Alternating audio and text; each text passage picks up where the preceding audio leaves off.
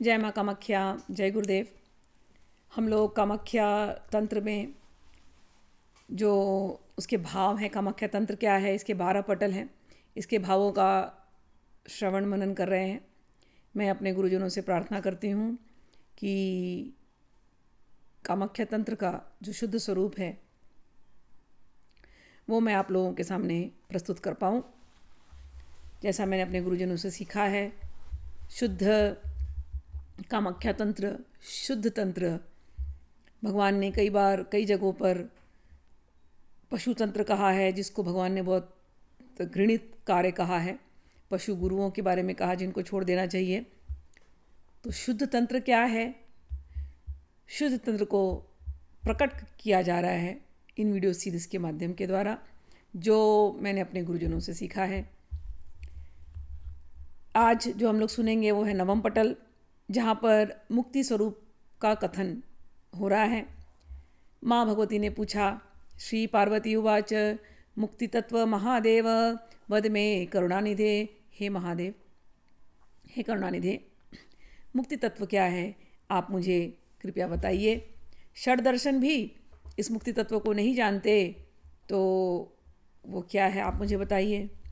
शिव शिव उवाच, हे देवी सुनिए, तुमने जो कुछ पूछा है उसके बारे में मैं तुम्हें बताता हूँ।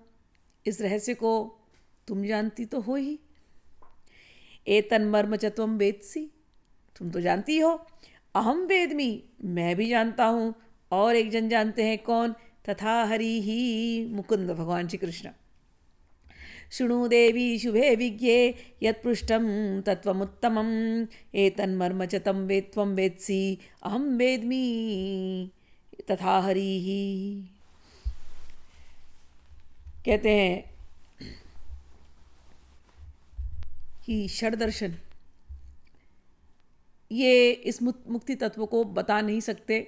बहुत शब्दों में बताने का प्रयास करते हैं, लेकिन फिर भी उनके लिए संभव नहीं है। और कोई यदि षड दर्शन के कुएं में पड़ गया, षड दर्शन का अर्थ है लॉजिकल थिंकिंग। बहुत ज़्यादा लॉजिक में कोई घुसता है और सोचे कि मैं लॉजिक से, मैं ज्ञान मार्ग से मैं मुक्ति पालूंगा, तो वो कठिन है। भगवान कहते हैं जो उसमें गिरते हैं, इस षड दर्शन के उसमें गिरते हैं, तो बड़ा मुश्किल है कि वो मुक्ति पाएं। वे परमार्थ तत्व से अनभिज्ञ रहते हैं। उनके षड दर्शन का ज्ञान कौवे के कर्कशवाणी के समान सारहीन प्राप्त होता है। न सारा कदली वृक्षे एरंडे तू यथाघने दर्शनेषु तथा मुक्तिर नास्ति नास्ति कला कलौ युगे यथा मरीचि कायाश्च निर्वतन्ते पुनर्मृगा दर्शनेभ्यो निवर्तन्ते तथा मुमुक्षव पुनः पुनः। हे अनघोय, जिस प्रकार केले अथवा एरंड का वृक्ष सार तत्व से रहित होता है, उसमें सार नहीं होता, उसी प्रकार कली काल में जो लोग ये षड दर्शन के मार्ग पर चलते हैं, बहुत ज़्यादा ज्ञान के डिडिमा बजाते हैं, कहते हैं ज्ञान मार्ग से, बहुत ज़्यादा लॉजिक लगाने से मुक्ति का लाभ नहीं होता। जिस प्रकार मृग मरीचिका के पीछे दौड़कर मृग निराश होकर के वापस आ जाता है, उसी प्रकार मोक्षार्थी भी कई ग्रंथ पढ़ते पढ़ते पढ़ते पढ़ते कुछ उसको नहीं मिलता। अतः तो मुक्ति मिलती कैसी है? मुक्ति केवल एक ही चीज़ से मिलती है पार्वती। किस चीज़ से? श्री गुरोश्च प्रसादेन, एकदम स्पष्ट है, गुरु के प्रसाद से मिलती है। गुरु कैसा होना चाहिए, पहले की वीडियोस को आप लोग सुन लीजिए। भगवान शिव ने गुरु के बारे में बहुत कुछ कहा। श्री गुरुश्च प्रसादेन, गुरु का प्रसाद हो तो ही मुक्ति मादौ समालभेत, तब जाकर के मुक्ति मिलती है। नहीं तो अनेकों ग्रंथों को पढ़ते पढ़ते भी, ज्ञान के खूब ज्ञानी बनते बनते भी मुक्ति प्राप्ति नहीं होती। केवल और केवल गुरु कृपा से ही प्राप्त होती है। गुरु कृपा ही केवलम, गुरु कृपा ही केवलम, गुरु कृपा ही केवलम। विचरेत सर्वशास्त्रेषु कौतिकाय ततः सुधी, सुविज्ञ पुरुष को मुक्ति तत्व का ज्ञानार्जन कर अन्य शास्त्रों में केवल कौतूहलवश विचरण करना चाहिए, केवल देखने के लिए बस। अब जैसे मैं आप लोगों को ये सिखा रही हूँ, तो मुझे ग्रंथ देखना पड़ता है और मैं ग्रंथ देख करके आपको बता रही हूँ।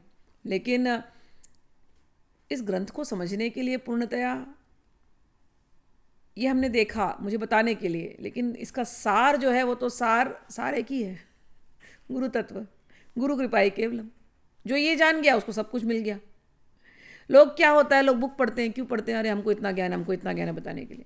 यदि आप ज्ञानी हो ये बताने के लिए यदि आप ग्रंथ पढ़ते हो तो आप मुक्ति से बहुत दूर हो। हाँ, इन ग्रंथों का सार क्या है? सार एक ही है, गुरु कृपाई केवलम, गुरु कृपाई केवलम।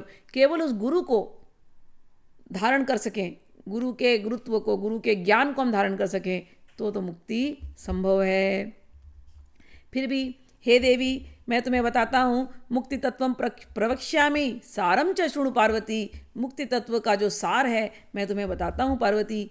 शरीरम धारणम यत्तु कुर्वन्ति पुनः पुनः आदवनुग्रहो देव्या श्रीगुरो तदनंतरम तथा नाना शुभा दीक्षा भक्ति तस्य प्रजायते। पूरे कामाख्या तंत्र में कितने अध्यायों में, कितने पटलों में भगवान ने केवल गुरु की महिमा कही है। आहा, भगवान कहते हैं, पहले भी कहा था कि कभी कभी गलत गुरु के अगर चंगुल में फंस गए, जो ये पशु गुरु होते हैं, और तो ऐसे लोग बेचारे शिष्य फंस तो गए, अब वो गुरु तो डूबा ही, ये शिष्य को भी डुबा देगा। और फिर कई जन्मों में नरकों को भोगना पड़ता है। जहाँ पर आपने पशु तंत्र यदि आपने प्रैक्टिस किया है तो भगवान ने कहा है, जगह जगह पे कहा है कि उसको नरकों में जाना पड़ेगा।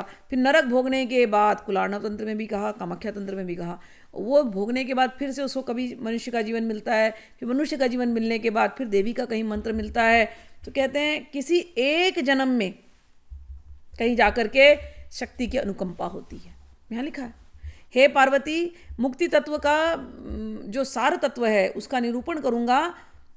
सुनो, इस मृत्यु लोक में मनुष्यों को बारंबार जन्म लेना पड़ता है, बारंबार। फिर कहीं, ये तो हम सब जानते हैं ना, 84 लाख योनियां होती हैं। बड़े मुश्किल से मानुष्य जन्म मिला, तो उस मानुष्य जन्म में जाकर के कहते हैं भगवान, शरीरम धारणम यत्तु कुर्वन्ति पुनः पुनः आदव अनुग्रहो देवी। फिर कहीं जाकर के देवी का अनुग्रह होता है, और फिर उसके बाद अनुग्रह के रूप में क्या होता है, श्री गुरु तदनंतरम। तब कहीं जाकर के सदगुरु प्रकट होते हैं, सदगुरु मिलते हैं। तदनंतर उसे गुरु की कृपा से फिर क्या होता है, गुरु की कृपा से गुरु क्या करेगा, कहते हैं दीक्षा देगा। श्री गुरु तदनंतरम तथा नाना शुभा दीक्षा भक्ति तस्य प्रजायते। अब भगवान कहते हैं कि जब गुरु दीक्षा देगा तब उसके अंदर एक तत्व प्रकट होगा, क्या, भक्ति। तो कई जन्मों का पुण्य मिलकर के मनुष्य जन्म मिलता है। मनुष्य जन्म में जब देवी की कृपा होती है तो सब सदगुरु मिलते हैं, सदगुरु मिलते हैं तो सदगुरु से दीक्षा मिलती है, और दीक्षा मिलती है तो क्या मिलता है, माँ की विशुद्ध भक्ति। ततो ही साधनम शुद्धम तत्समाज ज्ञानम सुनिर्मलम निर्मलम। और फिर गुरु उसको ज्ञान देता है, और ज्ञान से क्या होता है, वो साधन करता है। साधन करने से क्या होता है, फिर वो व्यक्ति शुद्ध हो जाता है, उसकी चेतना शुद्ध हो जाती है। ततो ही साधनम शुद्धम। साधना कराते हैं ना, काली साधना, तारा साधना क्यों करा रहे, उसकी विशुद्धि के लिए, उसकी शुद्धि के लिए। और जब चेतना की शुद्धि हो जाती है फिर उसको क्या मिलता है, ज्ञानम सुनिर्मलम। उसको वो सुनिर्मल ज्ञान मिलता है,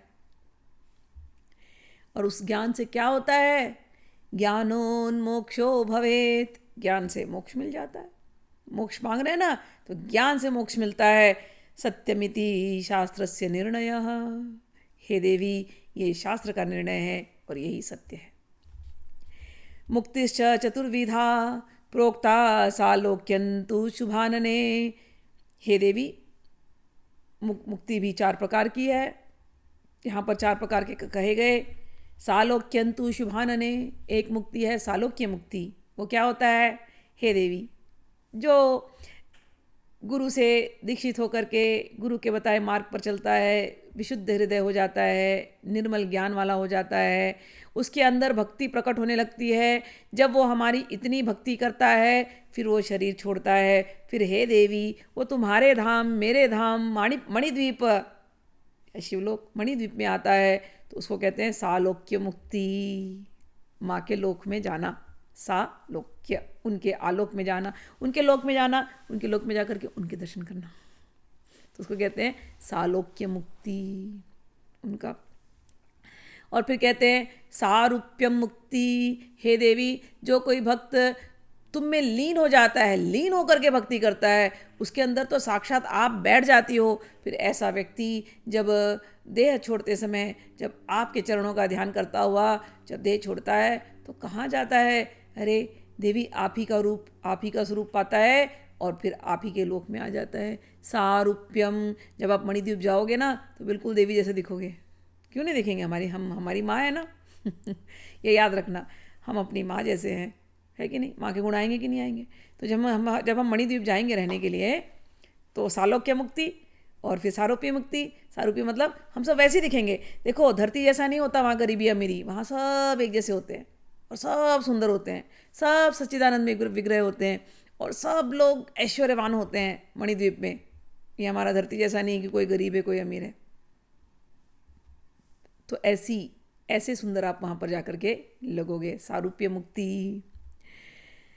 फिर कहते हैं सहयोज्यम, आप उनके सायुज्य मुक्ति कि उनके साथ रहोगे, उनके हमेशा उनके सामीप्य में रहोगे। सहयोज्यम हमेशा उनके समीपता। तो सालोक्य, सारूप्य,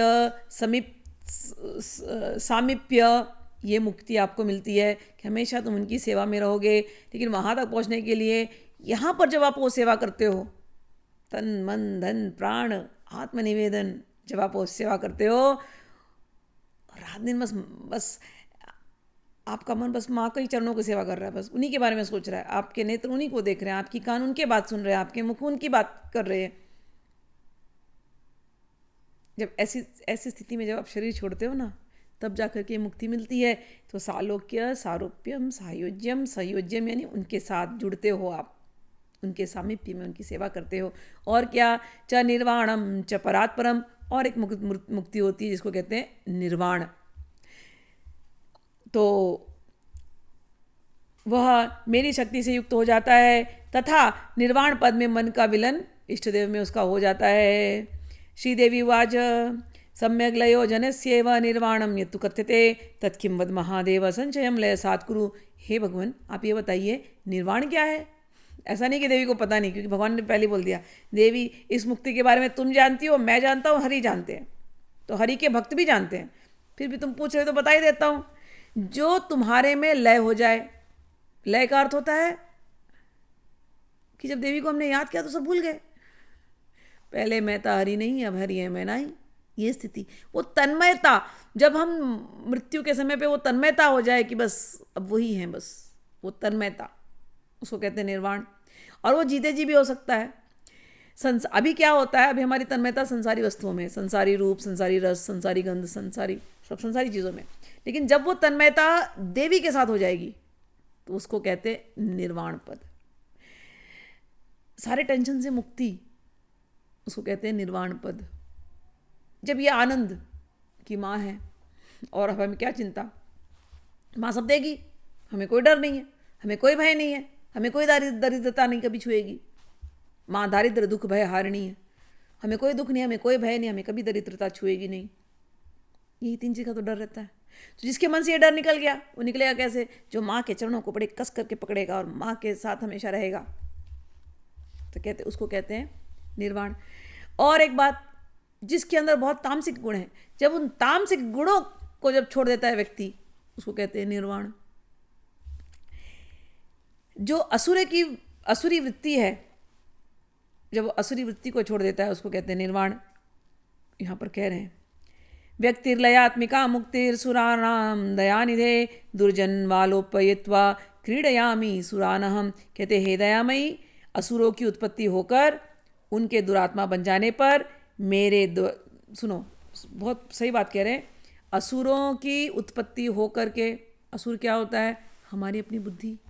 जब बहुत घोर तामसिक, बहुत घोर राजसिक होती है तो हम आसुरी प्रवृत्ति के होते हैं। ये सारी बातें गीता में बताई गई हैं। इसलिए जब कोई मेरे पास तंत्र सीखने आता है, मैं पहले कहती हूँ गीता पढ़ो। जब तुम गीता पढ़ोगे तो ये सब बात मेरे लिए बहुत आसान हो जाता है, नहीं तो फिर सीधे यहीं पर पहुँचोगे तो फिर नहीं समझ में आती बात।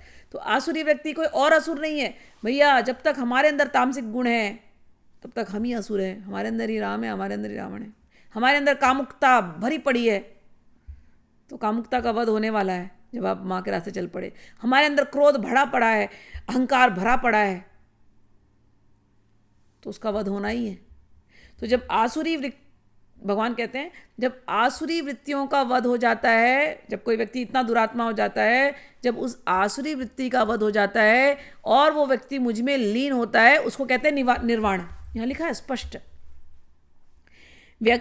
व्यक्तिर्लयात्मिका मुक्तिर सुराणाम असुराणाम दयानिधे दुर्जनत्वा लोपयित्वा, उसकी दुर्जनता जब लोप हो जाती है, खत्म हो जाती है, उसके अंदर के जो दुर्गुण, क्रीडयामी सुरानहम, जब उसको हम मार देते हैं तो उसको कहते हैं निर्वाण मुक्ति।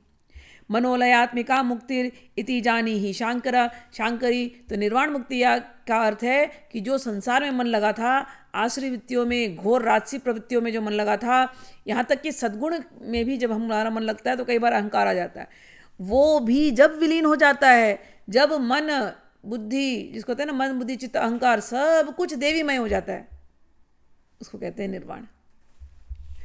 मनोलयात्मिका मुक्तिरिति जानी ही शांकरी प्राप्ता मया विष्णुनांच ब्रह्मणा नारदादिभिः। हे देवी, इस भांति देवताओं के पुण्य क्षय के पश्चात उन्हें विलुप्त कर मैं उनके स्वरूप में क्रीड़ा करता हूँ, तो वह भी निर्वाण मुक्ति कहलाती है। तो देवताओं के अंदर भी जब अहंकार आता है ना, मैंने अभी कहा एक तो होता है राजसिक तामसिक, वो आसुरी वृत्ति, और सात्विक बहुत ज़्यादा होगा तो सात्विक अहंकार भी आता है। तो देवताओं के अंदर भी ऐसा जब कभी होता है तो उनके भी पुण्यों को क्षय करके जो बचता है वो मैं हूँ, वो निर्वाण पद। तो हे शंकरी, अब मनोलयात्मिका मुक्ति को समझो। इसे स्वयं किसने प्राप्त किया? कहते हैं प्राप्ता मया, मैंने प्राप्त किया है, मैं तो तुम्हारे में ही खोया रहता हूँ। विष्णुना, वो विष्णु ने भी, और कौन? ब्रह्मणा, ब्रह्मा जी ने भी, और नारद ने। सालोक्यम केवलम तत्तु सारूपम युगलद्वयम त्रिधा सायोज्य वानोति निर्वाणो सर्वमेव ही। सालोक्य मुक्ति वह कहलाती है जिसमें जीव अकेला ही अपने इष्ट लोक में निवास करता है।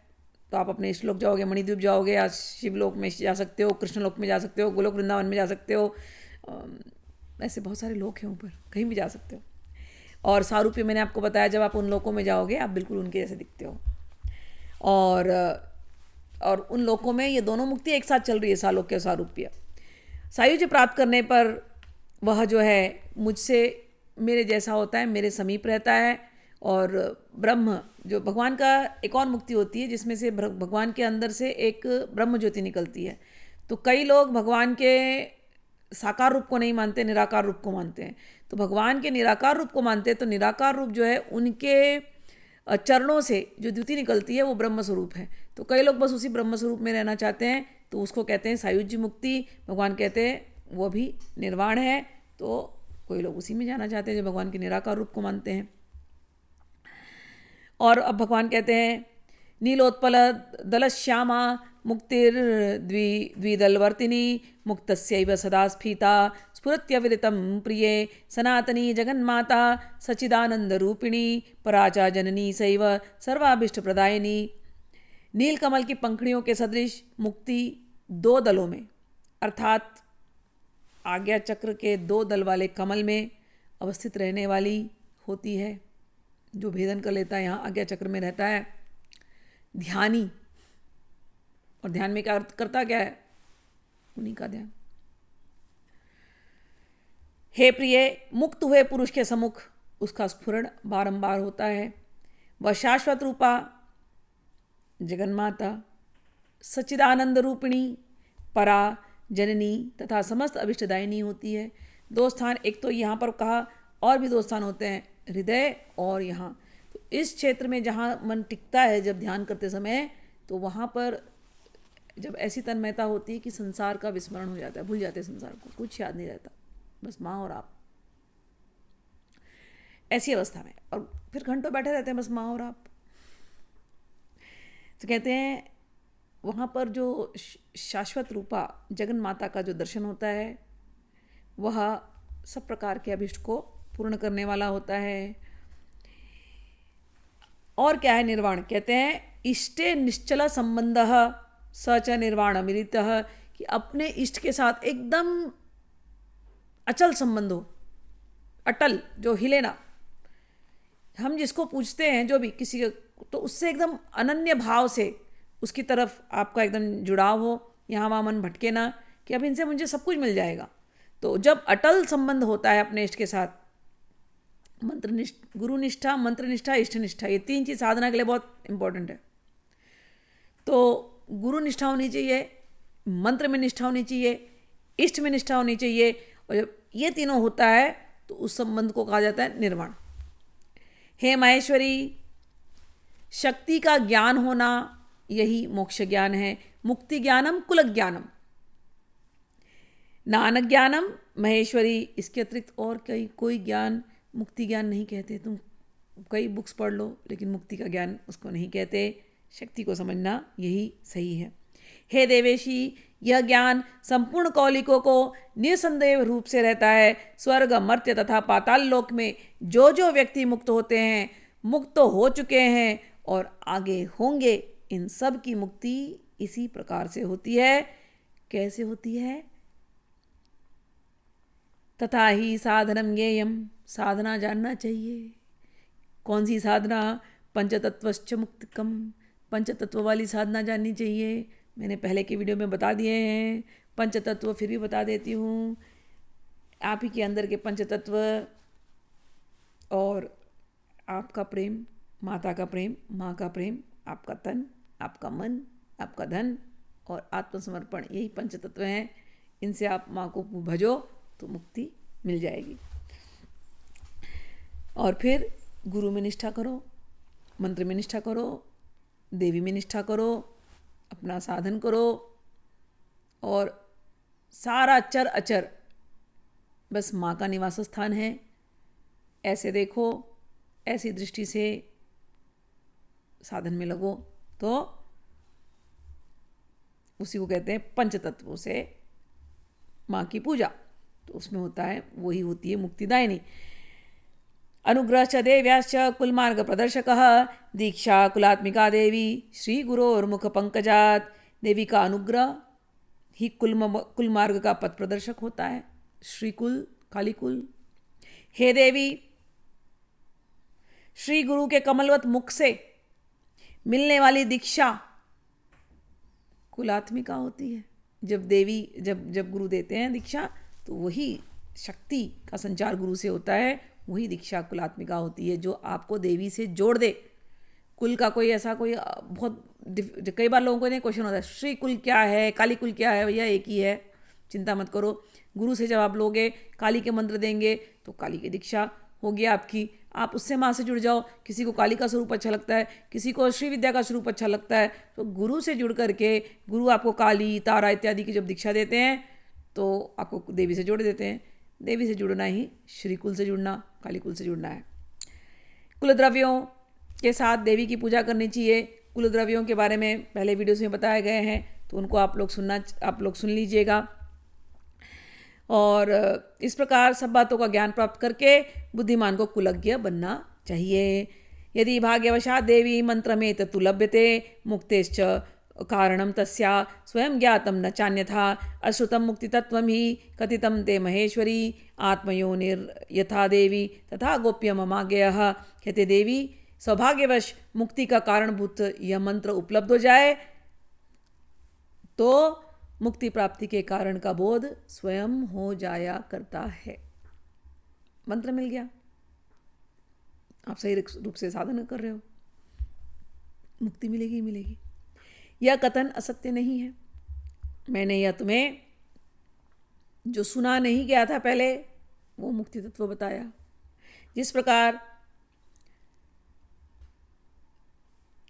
कहते हैं इस आज्ञा को, ये जो ज्ञान है, जैसे हम अपने आप को दुनिया में नहीं बताते, अपनी कई सारी चीज़ों को प्रदर्शित नहीं करते, इसी प्रकार से इस ज्ञान को छुपा करके रखना चाहिए। जैसे आत्मयोनि, आपकी आत्मा छुपी है, आपको सबको किसी को पता नहीं है, लेकिन जब ज्ञान हो जाता है तो आत्मा के दर्शन हो जाते हैं। इस ज्ञान को अपने अंदर छुपा करके साधनारत होना चाहिए, और फिर देवी के दर्शन होते हैं और फिर मुक्ति प्राप्त होती है। तो इस प्रकार से हमने नवम पटल जो है वो पूरा किया। दशम पटल में देवी कामाख्या के कुछ स्वरूप हैं जिनके बारे में वर्णन हुआ है। तो इसको मैं अगले वीडियो में समझाती हूँ। बहुत सुंदर सुंदर वर्णन है, कुछ ही और पटल बाकी हैं जिनको आगे की वीडियोस में करते हैं। माँ कामाख्या सबका कल्याण करें, गुरुजन सबका कल्याण करें। जय माँ कामाख्या, जय गुरुदेव।